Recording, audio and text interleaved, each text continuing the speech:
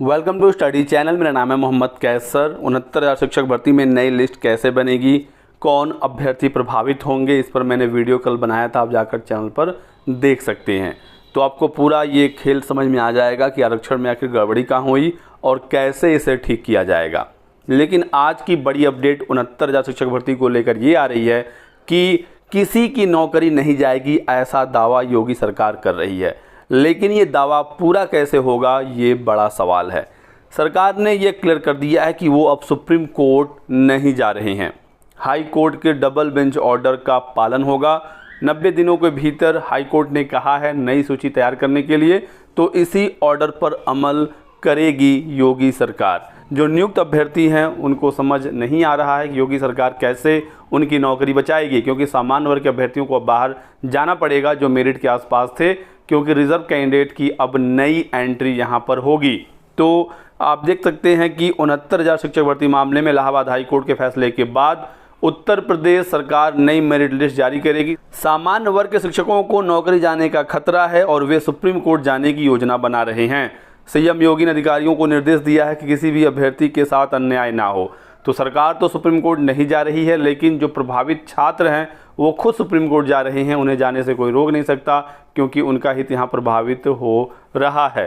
तो 69,000 शिक्षक भर्ती का मामला फिर से गर्मा गया है। करीब 6 साल से विवाद में चली आ रही इस शिक्षक भर्ती का कोर्ट के आदेश के बाद नई मेरिट लिस्ट जारी की जाएगी। कोर्ट के नई मेरिट लिस्ट जारी करने के फैसले के बाद यूपी सरकार और शिक्षा विभाग के अधिकारियों के बीच मंथन चल रहा है। इसी बीच सीएम योगी ने शिक्षा विभाग के अधिकारियों के साथ बैठक कर निर्देश दिए कि किसी भी अभ्यर्थी के साथ अन्याय नहीं होना चाहिए। वहीं अब देखने वाली बात होगी कि सरकार बिना सुप्रीम कोर्ट जाए कैसे शिक्षकों की नौकरी बचाएगी, क्योंकि कोर्ट के निर्णय के बाद बड़ी तादाद में सामान्य वर्ग के शिक्षकों की नौकरी जाने का डर सता रहा है।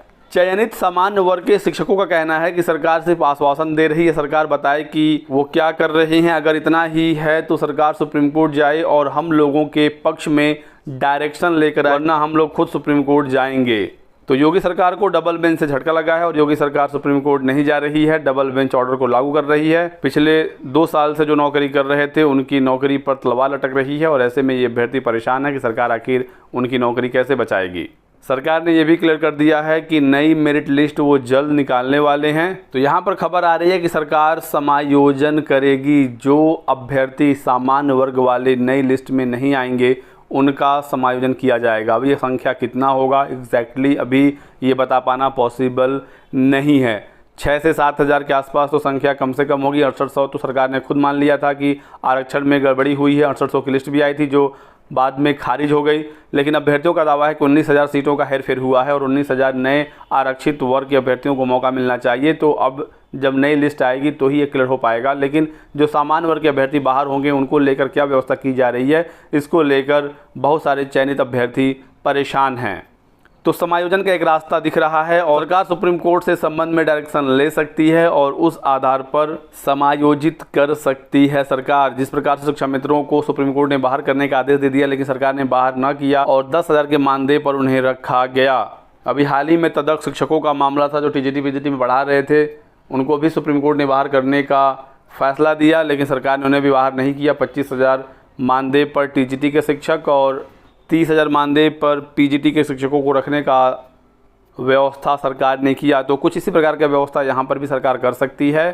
हालांकि नई सीट 69,000 में सरकार ऐड नहीं कर पाएगी। अगर नई सीट ऐड होगी तो फिर मामला फंस जाएगा, क्योंकि इससे पहले कोर्ट के ऑर्डर है 69,000 शिक्षक भर्ती में अतिरिक्त नियुक्तियाँ नहीं हो सकती, ऐसा हाई कोर्ट ने कहा। और 6800 की सूची इसी वजह से खारिज भी हो गई, क्योंकि 69,000 का विज्ञापन है तो इसमें आप 69,000 से एक भी एक्स्ट्रा सीट नहीं भर सकते।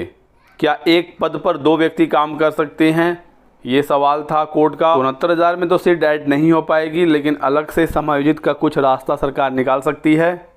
कुछ लोग ये कह रहे हैं कि इनको समायोजित कर दिया जाएगा जैसे शिक्षा मित्रों को किया गया, और आने वाली भर्तियों में इन्हें भारांक दिया जाएगा ताकि ये आसानी से परमानेंट हो सकें, जैसा शिक्षा मित्रों के साथ हुआ था। लेकिन दोस्तों इसकी भी पॉसिबिलिटी ना के ही बराबर है, क्योंकि 69,000 में जो प्रभावित छात्र होंगे सामान्य वर्ग के, उसमें बीएड और बीटीसी दोनों होंगे। नई भर्तियों में बीएड को मौका नहीं मिलेगा। तो ये तो क्लियर है कि नई भर्तियों में भारांक वाला प्रावधान सरकार लागू नहीं करेगी जिस प्रकार से शिक्षा मित्रों के साथ हुआ था।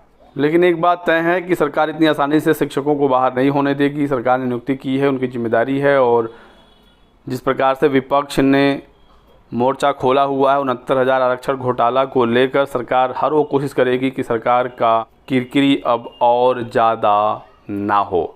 इसी वजह से सरकार सुप्रीम कोर्ट भी नहीं गई, क्योंकि आरक्षण एक सेंसिटिव मामला है और डबल बेंच के ऑर्डर को सरकार ने मान लिया और उसको लागू वो करने जा रहे हैं।